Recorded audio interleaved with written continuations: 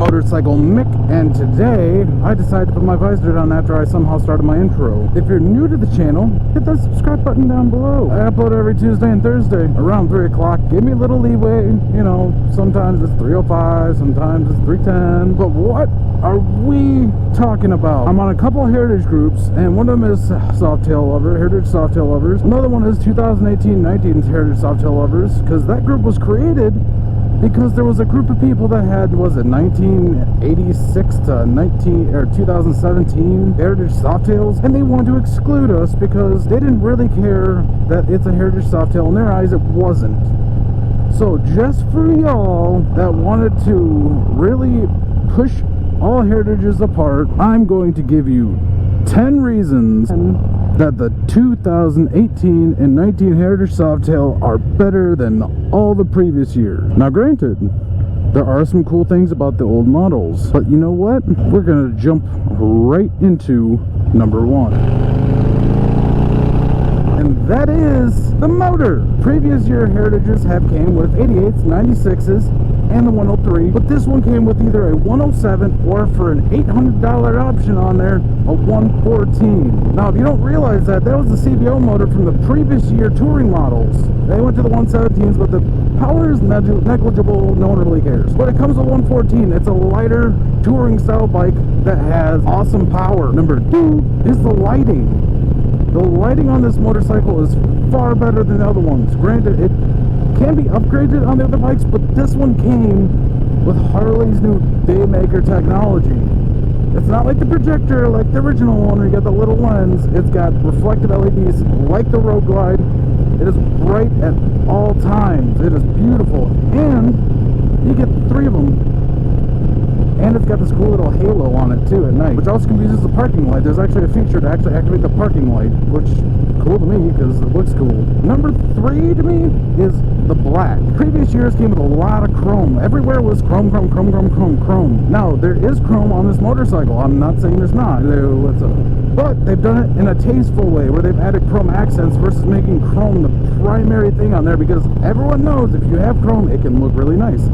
Personally, I'm not a chrome guy, but there is chrome, but they've done it tastefully. It's not a main feature. So the nice thing about that is that you're able to go out and not have to worry about, you know, oh, do I have to polish for 5 hours to make my chrome look beautiful? Because otherwise it looks like shit. And that brings me to number 4, the hard bag. This came with factory hard bags. And you know what? People will call them, ooh, they look like little friggin' fanny packs on the side. But when you really look at the size comparison, they're actually about the same. There's maybe a little bit of room difference, but they are lockable saddlebags that are hard that came on the Heritage instead of the little other ones that flopped out, or, you know, you had to change it up for actual touring hard bags, which with this bike you still can do. Number 5, it actually came with a cool windshield. Now, as you can see, I do not have the factory windshield on here, but going back and paying homage to the name, the Heritage, they went back to the 50s and 60s with the bikes back then. All the FLs back then came with a windshield that could be color coded with the bike, so it could be red, it could be white.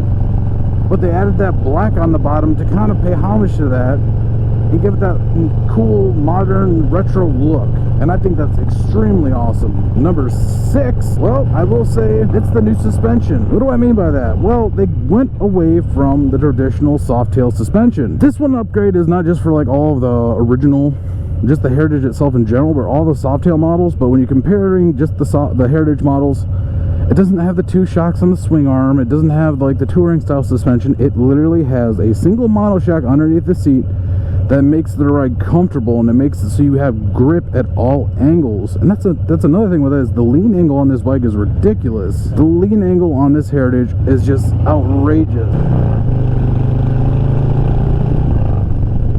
Number 7 is that new 6-speed transmission. I think it's called like a Tourer or something. It's a special name for the transmission on it. But it makes it extremely comfortable to ride at all RPMs and gives you power. Now, where that power band is something you have to figure out. But weird thing about this transmission is if you're in like 2nd or 3rd gear and you're just mostly between 1st and 2nd is the better way to do it. I mean, 3rd can grab it, but when you have that 3rd gear, it kind of bogs a little bit more. But I can show you real quick. I'm gonna put the bike in 2nd gear right now, and either it's just the way I feather it or the smart transmission, but you can watch. It'll go from 1st to 2nd on the dash. what am I on, like 7, 8, 7? Well, I guess we're still on, I'll go to 7. Number 7 that makes the new Heritage better than the old one is this right there. See, you can scroll through and see all of your different stuff. Fuel range, fuel mileage, there's a clock, RPMs, you can clock those, see what gear you're in, how many miles are on the bike. I like to keep mine on range just to, you know, it's a nice feature, even though I can see my fuel on the gauge, but, you know, besides the speedometer, and that is awesome. Number 8 is the fact that it comes with factory cruise control on the bike. That is so nice to have cruise control. People really underestimate the use of cruise control because they're like, oh, you know, what are you doing? You should be enjoying it and keeping your hand on the throttle. But really, when you're on a long ride, being able to kick on the freaking cruise control and enjoy it, just be able to enjoy the ride, save your wrists a little bit, it makes it so much nicer, and it really can help you enjoy longer rides, especially when you kick up on your highway peg and just enjoy. Highway pegs move? Maybe. Number 9 is actually one that surprised me, and that's because it is the factory seat that comes on this bike. The factory seat. It is so comfortable. It is like one of the best factory seats I've ever felt on a bike. I have not changed mine out yet. I know other people have, but I find mine comfortable and it's nice. It seats my butt nicely. I feel comfortable on long rides, and it's a factory seat. And number 10 that makes this better than the previous Heritage Softail models is they got rid of all those damn frickin' silver studs everywhere. They still have studs on the bike. You can see the new design. They have it's like a rectangle pyramid kind of thing. It's really cool. But the bike stopped looking like it was going to a frickin' BDSM party. Like someone's gonna jump out and spank you right behind because you have that on your bike. Don't get me wrong, some people like it, some people don't, but for me personally, it's a big selling point. The fact that they got rid of that stuff and it looks more streamlined and cleaner, I'm gonna jump 100% on that. It looks nice and awesome. I think it's time we go into maybe a few bonus ones. I don't think you guys are ready for that. But you know what? I have a couple extras that popped in my head while I was filming, so we're gonna go with it. Number 11 is it's got a single gas tank. There's no more split to this anymore. It is one solid tank. If you need to do work to it, you pop off the bolt up front and the back, and it pops right up. Makes it easier, and you're only having to use one side. Yeah, you feel robbed. This is a dummy cap. And we have more scooters out. And we have a racer. Number 12, and this is a big one. This comes with ABS standard. ABS is not an option on the Heritage Softail. It is standard. So nice that they were considerate enough to be like, hey, you know what? We should probably put ABS. It's a new bike. Going with that, there's a key fob. No more of the time where you have to worry about having your key and putting it in the bike and unlocking stuff and turning the knob and whatever. Once you get close to the bike, you hop on and go riding. And if you do happen to forget your key fob, and this is something that other Heritages that might have had the key fob or had the option for it, because it has the screen, you can enter a code on there, and you can start your motorcycle by entering a code if you can't find your key fob, so you can still ride it. Number 13, big girl has lost some weight. They shaved. Oh yeah, I'm just gonna send it. Honestly, I'm not gonna make that stop. They actually removed some welds they didn't need. They streamlined the frame. I mean, it's an all-new frame on there. It is extremely lightweight. I mean, you can move this back and forth, everything. It is so lightweight and maneuverable. It's comfortable, and it makes an enjoyable ride. And while you can still have your feet touching the ground. I know people that are like 5'7" that have this bike, and their feet can touch. They might have to lower it a little bit, but even before they lower it, their feet can still touch the ground. Number 15, I will say this is something that most people don't actually know about. And if you made it this far in the video, you deserve to hear it. If you do have a 2018 or 2019 Softail, they have gone away with the thread for the clutch cable. What they have done now is there's a little snap or tab you can pop off and pull it apart. So if you need to adjust it, it's the matter of the clutch handle or lever where you want it, and then pop it back in place, and it's locked in place, and that's your just clutch adjustment. It takes like 4 minutes, if that. Oh, that person's up there. Don't jump, man. Don't jump. I know it's a big zip line, but you can do it. You can do. Oh, there he goes. Bye. I don't even know what number we're at now. Number 16 maybe? I don't know. I've lost track so quickly. The bike comes with mini apes, right? And with a quick release windshield, you can just pop it off, and you got that second style looking bike. It's so clean, so fun, so nice. So many good things about this bike. If you do happen to get the Milwaukee 8 114, so you get the 114, you get the option. I'm 100% recommending that. The 107 still got enough power. but I recommend getting the 114. It does come with the ventilator air cleaner already on it, and it's got a custom 114 badge. It does come with a 114 derby cover.